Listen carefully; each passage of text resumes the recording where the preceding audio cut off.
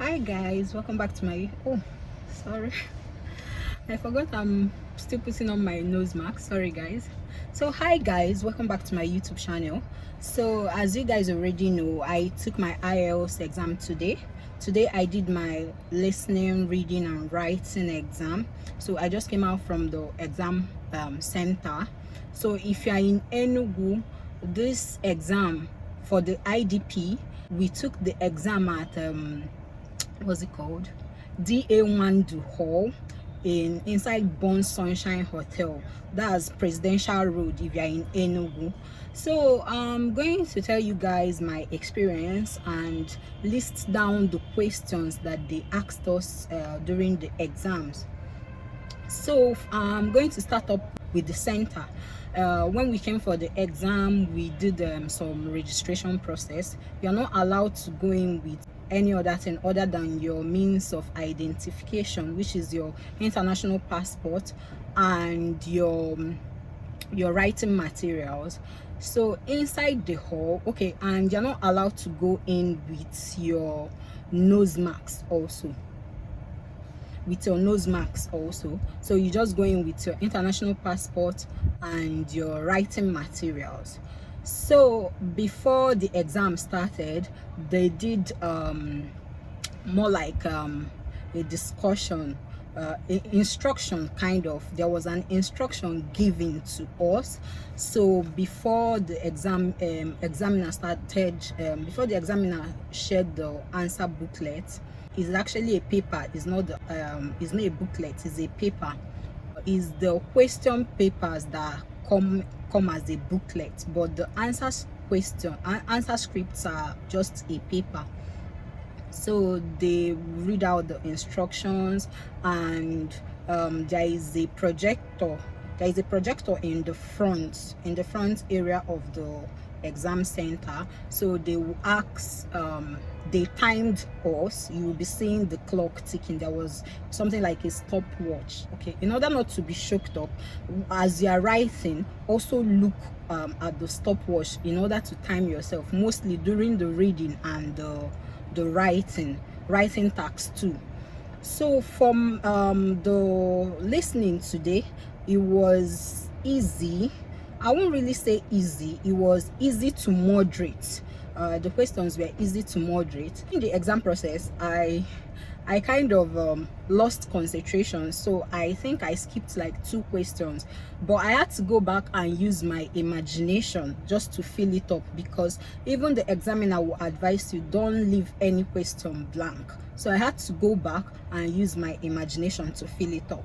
For my listening, I would say it's easy to moderate because I don't like maps, but today in the exam hall I saw map. Like, I prayed so that I won't see any question regarding map reading, and immediately I entered the exam hall. Immediately the examiner said you can turn over and start your listening. I just saw the map. Like, I won't really say okay, I was devastated a bit, but the good thing about the map was I've already studied the map earlier, so it's kind of a more like a repeated diagram. It was easy for me because I've always had challenges with map. Even my brother taught me lots of tricks to do map. Still, I don't know, I just don't like the idea of seeing map in my listening exam. But luckily for me today, I had already practiced that map listening question that came out. So the map reading, I studied this what's it called, there is this guy on YouTube. His channel is Crack Ielts with Rob. Sorry guys, I'm sweating, the weather is so hot. So the guy is his name on YouTube is Crack Ielts with Rob. So I was lucky enough to practice with Rob's Ielts, because if you are practicing only with Cambridge Ielts, believe me, I think Cambridge Ielts is a bit easier compared to the questions in Rob's channel. So I will advise, as you are practicing with the Cambridge IELTS, also practice with Rob's IELTS, because that was what helped me today. Assuming I only practiced with Cambridge IELTS and IELTS body. I also used IELTS online, but they are not as difficult as that IELTS Rob on YouTube. So I'll advise you guys to check him out. I'll link his channel down below. Because of his map questions and IELTS practice test, I was able to do my map reading today. We are going to know my results in 13 days time, because what I did today was paper-based IELTS, not computer-based IELTS. So if you are going to do the computer-based IELTS, it's going to take 3 days for your result to be out. So the next question they asked us in the listening, the section 1 was just a dialogue between two people, and more like a holiday booking for someone. So it was easier. The guy was asked of his details, his name, his phone number, his address. Nothing difficult in section 1 to 10. Then the next question, 11 to 16, was the map, which I told you guys about. Go to IELTS Rob. I don't know if I'm able to locate the particular practice test that has that map. I'll link it down below. But if I'm not able to locate it, I'll simply tell you guys to go to IELTS Rob's channel and practice every listening there. He has more than his old channel. He had about 100 and something listening tests, and I practiced all of them. I think that was what helped me today in the map. But in the diagram of the map, what the question there, just in case if you're able to locate the map while practicing with IELTS Rob on YouTube, is a diagram that had like different buildings. There is beauty spa, there is a gym in the building also. So if you can locate that map while practicing, that's the question that I got today. Then the section 3 was MCQs. It was, let me say, easy, but not that easy to moderate. So that's it. And I also got open-ended questions, more like sentence completion. I like sentence completion. So if you're not good with spelling, you need to go and learn lots of vocabulary and spellings also. Then for the reading was difficult. I'm not going to lie to you guys. The reading was extremely difficult for me. The first question in the reading was true, false, not giving options. So they talked about what's the name of this topic? Okay, the topic there was about a game called Power Games. So if you can find the article about Power Games, that was the first section, true, false, not giving. Article on Power Games. They asked about the games, if the trainee needs to come to the location with equipment and all that. Then the second question was on work shadowing. So work shadowing was more like sentence completion. Work shadowing. So if you can find article on work shadowing, all these questions that came out today in my reading test, I never practiced any of them. I didn't read much articles. So I will advise that if you have the Cambridge IELTS from 1 to 16, you will see a link down there where they write out books where they pick articles from.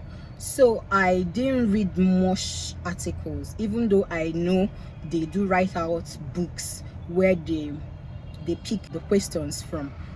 I was more focused on listening because I needed a band 8 for my listening. So as I said earlier, the second questions for the reading was on work shadowing. Then the section 3 was how to use a trimmer. A trimmer is more like a hammer, an electronic hammer. So there was open-ended questions to complete how to use the trimmer, and also MCQs on how to use the equipment. The final section, which is the section 4, that's like the most difficult section in Ielts reading. They talked about railway station. They talked about this railway station called Shimla Railways. Shimla, like I think SHIMLA railways.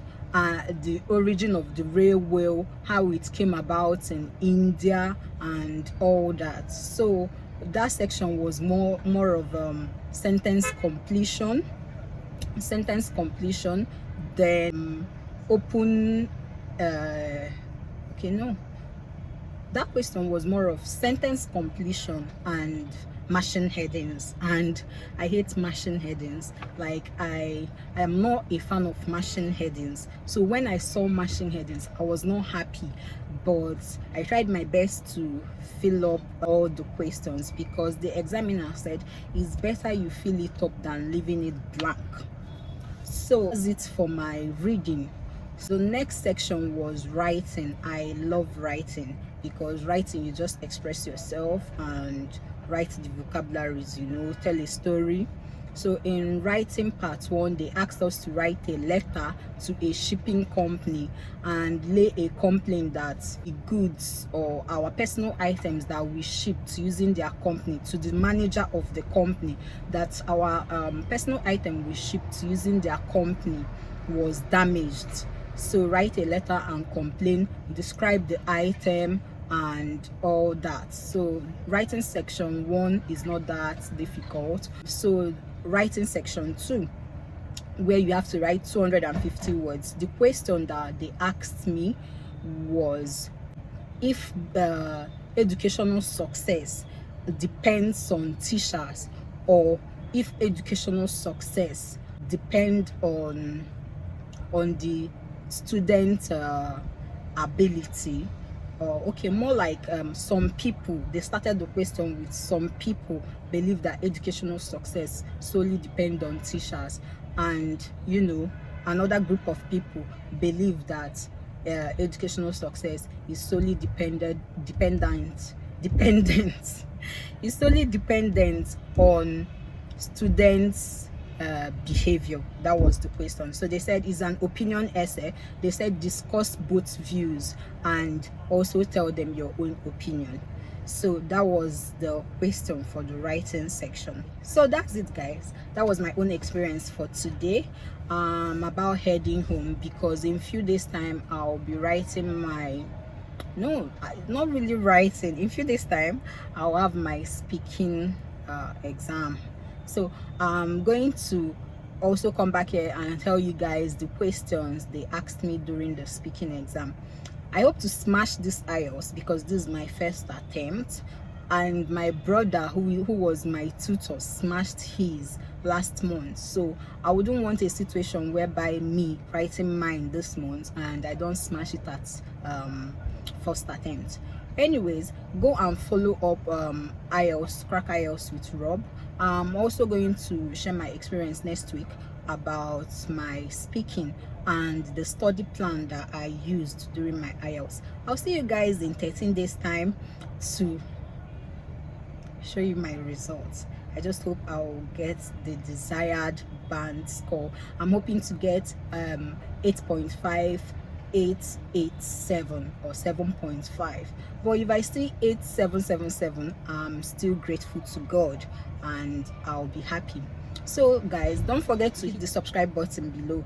I'll see you guys next week after my speaking test. Bye.